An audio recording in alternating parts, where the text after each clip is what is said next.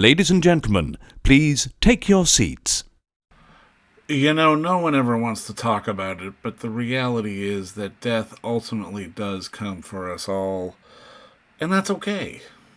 Something else that's okay is, if you're within the sound of my voice, that's got to mean that you're in the seats with once more. As always, my name is Dave Voigt, and I'm the host of this podcast, where we sit down with a wide-ranging variety of entertainment industry professionals and we pick their brain about current projects, state of the industry, how they got started, and so very much more in a light and in a conversational fashion. And if you like how we do things around here, I'm going to go out on a limb and assume that you do, because let's face it, you're listening right now. And if you are, hit that subscribe button, mash that like button, give us the old 5-star rating on your podcast provider of choice. We're pretty much everywhere over at Apple, Amazon, Spotify, Google, and plus we archive every single one of our episodes over at our In the Seats YouTube channel. So if you can give us a like and subscribe there as well, we would absolutely appreciate it. Also, don't hesitate to check us out on social media. We're on the Facebook, we're on the Twitter, we're on the Instagram, we're on the Letterboxd, and we're on the TikTok for all sorts of fun updates. And finally, and I do dare say most importantly, please pay us a visit over at In the Seats, intheseats.ca, for all the latest and greatest from the world of film, television, basically the moving image at large. Because if we love to watch it and write about it and talk about it, we love it even more when you come by and read about it and listen about it. On this episode, well, we're diving into something heavy. It's the 30th anniversary of the Hot Docs Canadian International Documentary Film Festival, which is running in our fair city of Toronto from April 27th through May 7th, with a myriad of fantastic documentary selections for audiences to pull from, either in theaters or remotely online in the comfort of your own home. And one of those is a really interesting little film called Undertaker for Life, from director George Hannan. And, well, it's one of those things where it's a film that kind of looks into the job of the mortician. How it's really this blend of science and social work with a little bit of art in there. And, I mean, it's one of those things where you really have to be able to handle compassion, but also humor. And again, death is complicated. It's just one of those things. I mean, it's, again, one of those things we can't avoid either, like death and taxes. Some do avoid paying taxes, but again, that's another story for another film. What this film does, though, it does take us behind the scenes of the routines and the rituals that follow, when we take our final breath, and how these people take care of us, and how they are dedicated to their work. And it's really an interesting mediation on grief, mourning, and kind of what happens when we die, and sort of to not necessarily look at it as something heavy or serious or down, but to try to appreciate those moments that we have, and sort of present death as a celebration of life as opposed to something of loss. And again, I think this is one of those films that's really going to sneak under people's skins, because there's a beauty to it, but it also allows us to sort of laugh and smile and appreciate life at the same time, even though it is technically a film about death. And I think George did a fantastic job with this, and we had the unique pleasure of sitting down and talking with him about the origins of the film, and so very much more. But he's going to have his Ontario premiere this Friday, April 28th, at the Scotiabank Theatre. And there's also going to be a second screening on Monday, May 1st at the TIFF Bell Lightbox. If you have not had a chance to check out anything about Hot Docs, please go to hotdocs.ca and dive into the festival, see what's going on. It is one of the better ones we have in our city, and I cannot recommend it enough. But first, enjoy our talk with George Hannan as we talk about Undertaker for Life, because between you and me, it is a darn good one. Well, I mean, just to kick this off officially, thank you so much for the time today, and really congratulations on the film. My first question really would be for you to walk me through, I guess, the origin of wanting to tell this story and make a film essentially about, the afterlife, about undertakers. Yeah, well, I guess I don't know. I think it's it's something I've had in my mind for a long while. I always fascinated by them. Whenever I go to funerals, I look at these people with this, and I remember saying, don't ever play poker with these people. I mean, they're amazing, that poker face that it's just so anyway, but it's and then my mother at one point, my mother is 94. And at one point, she told me a story. She said my grandfather, she used to they lived on an island in northeastern New Brunswick, which is called, it's Lamec, small little island. And I mean, I don't think there was a bridge at that time. It was very isolated, and that was home for her. And whenever someone would pass away on the island, they would come and knock at the door and get my grandfather. And she learned that he was a stuffer. That's what it was called at that time. Oh He my. would stuff the dead. So it's kind of very gory and it creates very weird pictures. Anyway, I did other films where I did some other stuff with Undertakers, and I was always fascinated by. I mean, it's the kind of job that everybody says, if it's probably in the top 10 of what job you wouldn't want to do, and for them, it's a vocation. It's kind of and it just kind of bubbled through. And at one point, I just kind of put together a story around them and trying to see what they wanted to say, and I started meeting them, and it got I met amazing people that are terribly funny. Well, that dovetails into my next question because I mean, obviously, I mean, I could imagine to do the job you would have to have a bit of a sense of humor, but I mean, how important was it for you to structure the film? I mean, with a sense of humor. I mean, that the bit with the hearse and then explaining the embalming process, like I was dying. Well, how else can you show it without half the people leaving the room? Exactly. For me, it just I like symbolism a lot. I like it's always, and I mean the soundtrack is very much alive. I don't know if you heard the cows talk and you heard Yeah, yeah. there's always something happening in the soundtrack, and it's how to it was a subject where I just felt I had to take the people by the hand and kind of walk them into this situation where we're going to talk about that and it's going to be okay. You're going to make it through this. So it was hard to just find a balance and not fall into kind of trying to make it funny, because it is funny. But I don't really laugh about I don't laugh at debt. I laugh at our relationship to debt, which is kind of a different thing. It's kind of a way of just going through that process. I mean, it's something we're all going to do one day. Well, no, It's certainly going to absolutely, happen. yeah. No, but I mean, the way you highlighted sort of, like you said, the disconnect that we have between death and sort of our relationship to death. And I mean, a lot of that comes through with so many of the morticians that you get to talk to. Uh, I'm kind of curious, like, was it a hard sell to get people to participate and talk on camera just about sort of, like you said, how this really is a vocation and they love their job and they take it very sort of passionately? Yeah, well, one of them told me that if 10 years ago we couldn't have done this film for some reason, I don't remember, or even I think he said 5 years at that time. Anyway, but it's religion used to take care of all of this. It was very standard. It was kind of a convention up there.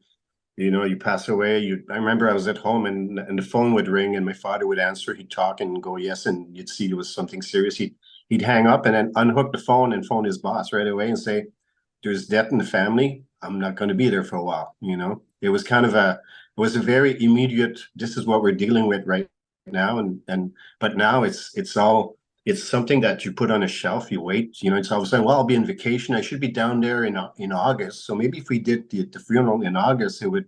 And it's just kind of a strange. It's the grief is still there. The pain is still there, and the more you push it off, or that you the worse it gets. So it was kind of their message that they wanted to bring across. At one point it was I wanted to film, but then I started realizing that they had something they really wanted to say. So it became easier for me to let them talk about what they wanted to say, which was, I mean, ended up by being what I wanted them to say, but it's just in their words and in their way of kind of being relaxed about the whole process. It took a while before I mean, their job is not to have any emotion. Yeah. So when you get into trying to make them say something weird or funny or whatever, I mean, I interviewed maybe 10 or 15 different Undertakers, but I'll finish with, I think there's 5 or 6 in there that are the main ones, and all the other ones I took out, it would have been just too many people.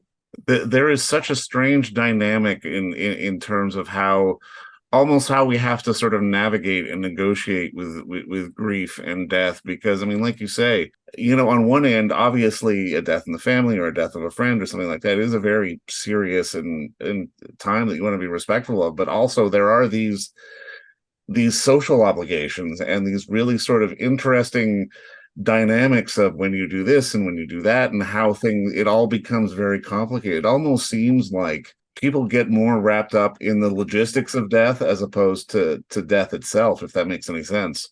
Uh, Everybody tries to avoid it like crazy. It's just kind Yeah. of, it's just kind of like people don't want to talk about it. People don't want to, it's kind of, most people that I told I was doing a film with Undertakers. I mean, there was 3 reactions. It was one was like, ugh, and then it was like, why? And then, ugh. It was, I mean, everybody was kind of, why do you want to do this? And it was hard to sell the idea. I tried to get a broadcaster to sign up and say, yeah, we'd like to have this on our, but they were like, you're nuts, we don't want this. It's just too weird. So it was hard. I'm really lucky the film board kind of grabbed it. And at one point, it was a script that I had, and then I met Christian here at the National Film Board in Moncton, which is home where I'm right now. And she said, do you have a film for me? And I was really surprised. I was kind of caught, like, it was like, okay, you want me to make a film with the film board? I was like, so I said, I gave her that script, but just kind of to jam into the door to make sure that it wouldn't close, and then I could kind of imagine a great like National Film Board kind of film and Or present yeah. that. But she all of a sudden she sent me an email saying, I love it. I want it. It's like, okay, I have to do this now. But it was funny. I mean, I spent so much time in cemeteries and so much time I mean, I have buddies now that are like morticians, and I walk in there and it's like they have every time I go there to see if they can gore me even more. It's like it's getting to Was there anything that maybe kind of caught you off guard in the process of making this film and talking to all these guys? Because I mean, even some of the sort of the more day-to-day activities of mowing the cemetery, or just literally having to put a shovel into the ground, like seeing that definitely made it feel a little bit more real and sort of tactile for sort of what the job entails and what these guys do on a daily basis. And they hunt, so there's all these deer over the hearse because they get his wife doesn't want that in the house. And but I mean, how could I say that? I mean, there's story that they can tell me, and some of them like he'd start telling me certain stories, and their eyes get very watery, and it's just kind of you feel the pain of the job. Yeah. And they're like in between. They're like the health system. If there's like a big murder scene, the firemen come there, the first responders, the police, all the people kind of show up at the at the site. They do all their photos, they do all their stuff, and then all of a sudden at the end they go, okay, they tell these guys, all right, go in and clean up, and then they tell all the people that are standing there that just kind of went through all that scene that they just saw, which was horrible. To all right, everybody goes to the fire hall, and we're gonna have a debriefing, and we're all gonna talk about this, make sure we're all cool and nobody's hurt in all this process. But they don't have that because they're in a private sector. They're kind of in between there somewhere. So they get thrown in there and then they say, all you guys are used to seeing this. This is normal for you guys. It isn't. It isn't. Then how do you think they sort of maintain their love of the job? I think they see themselves as like when they go into a house to go get grandpa, kind of this weird way of saying it. And just to kind of talk to the family and tell them, okay, this is all good, and we're going to take care of him and taking him and bringing him out of the house and doing the whole process of with the family, kind of just holding their hand and just going through like step by step and not rushing anything, and just kind of for them they feel like they're helping people. And like at the beginning for me, they were like they were cleaners. Once the health system kind of screwed up and couldn't help or whatever, the person passed away, and then they would come and just clean everything up and keep going. But after my research, I kind of realized that in my mind, they're in the health department because they they help like the family, the friends, the village, the community, the all the people around that they help to just kind of pass through this process with the least pain and the least I mean they're very wise in their way of seeing death. I mean it's and when you ask them to talk about life, well then it's a whole different perspective. Mm, for sure. No, I mean, I'm curious because I mean, obviously at the festival, people, audiences are going to be able to get to see this and be taking it in. And for obvious reasons, like a good percentage of the audience will be like, oh God, and shy away and just like cringe because obviously the subject of death is difficult. But I mean, I'm curious from your perspective, what would you say to the people who maybe don't cringe or don't turn away after they've seen your film? Well, I mean, you have to be conscious of death to live to the fullest. Yeah, I mean, it's if we forget about it, it's like then it kind of sneaks up on you. But I mean, if you're conscious that uh, you're eventually going to die and it's part of life, and it's I mean, then all of a sudden you kind of the old saying, stop and smell the roses, because you never know how long you're going to be there. It's really there's no way of knowing. A friend of mine used to say, see people jogging and say that person's going to die healthy, and it was like, yeah, it's it's not.